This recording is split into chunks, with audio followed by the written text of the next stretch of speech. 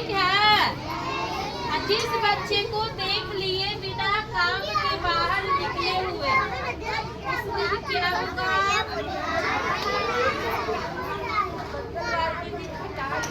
क्या होगी? 1 तारीख को पिटाई, 2 तारीख के नहीं, 2 तारीख की पिटाई होगी। ठीक है, 3 तारीख इसलिए कोई भूख भी नहीं। चलो जी नमस्कार, प्रणाम। हम गोपाल कृष्ण मिश्रा आज आप सभी के बीच में आए हैं एक गंभीर प्रश्न और मुद्दा को लेकर। जरा आप और आगे आइए। आज का विषय है बंधुवर, समय से पहले जवान होते हुए बच्चे। प्रश्न सुनने में बड़ा बढ़िया लगता है कि समय से पहले जवान होते हुए बच्चे, लेकिन इसका जो परिणाम जो आने वाला वक्त में होने वाला है उसकी एक झलक मैं बताऊंगा, अगर नहीं चेते तो। और चेतने और चेताने का सबसे सही और सटीक समय है जिस समय में आप बच्चों को स्कूल में दाखिला कराते हैं, यानी एडमिशन कराते हैं। क्योंकि प्रारंभिक शिक्षा ही जीवन का वह बीज है जो उस समय में बच्चों को दिया जाएगा या दिया जाता है, डाला जाता है। वो धीरे धीरे धीरे धीरे फल का वृक्ष का रूप धारण करता है और फिर उसमें फूल और फल आदि लगने शुरू होते हैं। बंधुवर, आपने भी महसूस किया होगा, मैं भी महसूस करता हूँ, ये पिछले 20-25 वर्षों से जो लोगों में आधुनिकता या पाश्चात्य शैली कहा जाए, पश्चिम की देखा देखी कुछ ज़्यादा और विशेष रूप में हुआ। और ये विशेष रूप में हुआ उसके पीछे भी कारण है। और उसके पीछे कारण क्या है कि जिनके कारण हुआ उन्हें सही व उचित शिक्षा नहीं दी गई। बंधुवर, प्रारंभिक शिक्षा की मैंने बात इसीलिए की कि जीवन में मनुष्य जो कुछ भी बनता या बिगड़ता है उसका प्रारंभिक शिक्षा का मानव जीवन पर बहुत बड़ा असर करता है, प्रभावित करता है।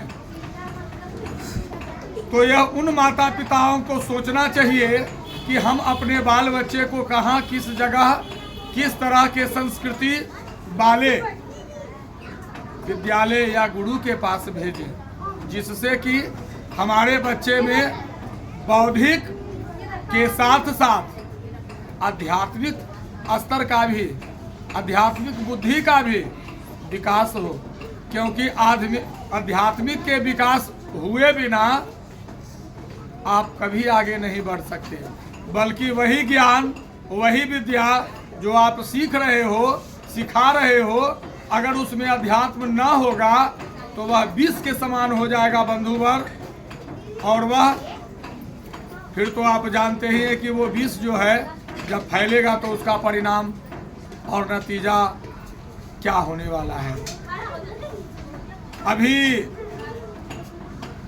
मैं देखता हूँ, आप भी देखते होंगे, इग्नोर करते हैं, चलो नज़रअंदाज कर दिया, कोई बात नहीं, हमको क्या लग रहा है, हमारा क्या लेना देना है, ये सोच कर करके।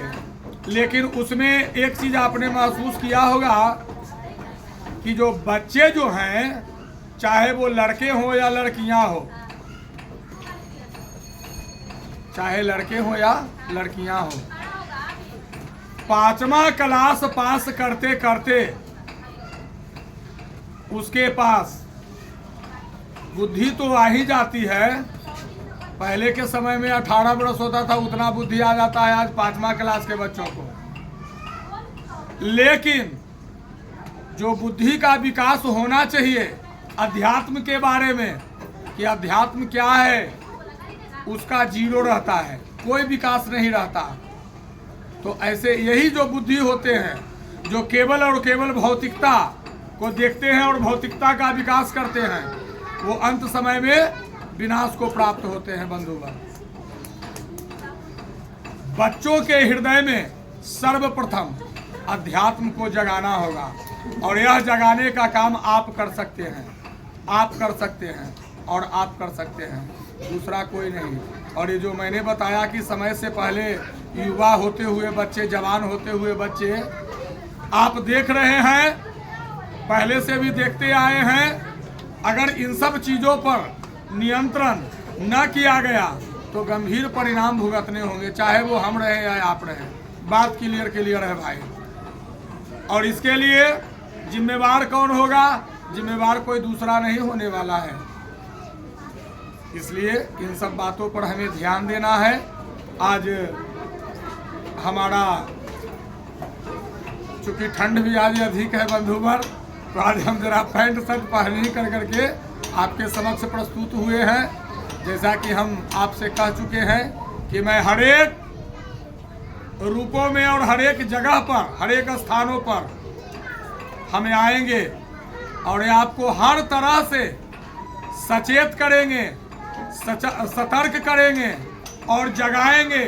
अवेयरनेस, जागृति कैसा, सीधा और सरल तरीके से, इसमें कोई लाग लपटाई नहीं, ये करोगे तो ये होगा, ये करो, कुछ नहीं। तुम केवल अपने कर्म को करो, मैं केवल कर्म का सिद्धांत बताऊंगा बंधुगण। और इन्हीं कर्म के सिद्धांत से मानव ईश्वर को प्राप्त हो गया। मानव बनकर पृथ्वी पर आए और ईश्वर बनकर चले गए। बीच में आया कर्म, वही कर्म के बदौलत, उसी कर्म के बारे में हम केवल आपको बतलाएंगे, बतला रहे हैं। और आपको एन केन प्रकारेण में पढ़ने की आवश्यकता नहीं है। हाँ, अपने स्वास्थ्य पर ध्यान देंगे, अपने बाल बच्चों पर ध्यान देंगे और जीवन में आगे बढ़ते रहेंगे। फिर मिलते हैं एक अगले नए अंक में। तब तक जय सिया राम।